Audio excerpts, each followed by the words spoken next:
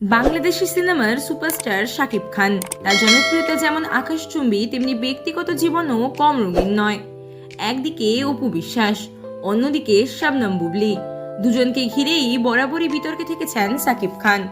কার কাছে তিনি ফিরে যাচ্ছেন, কার সঙ্গে তৈরি করছেন নতুন সমীকরণ, এই নিয়ে টানটান আগ্রহ দর্শকদের।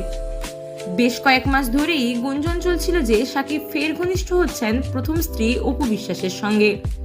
কখনো ঈদের কেনাকাটায়, কখনো আবার বিদেশ সফরে অপু ও শাকিবকে একসঙ্গে দেখা গিয়েছিল।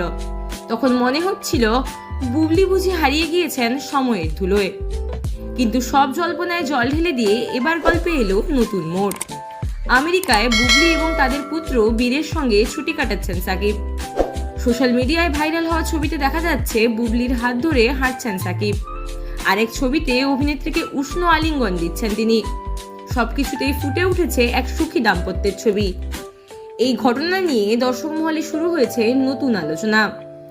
প্রশ্ন উঠেছে, তবে কি অতীত ভুলে আবার বুবলির কাছে ফিরছেন শাকিব? আগামী দিনে এই সম্পর্ক ঠিক কী রূপ নেয়, সেটাই এখন দেখার বিষয়।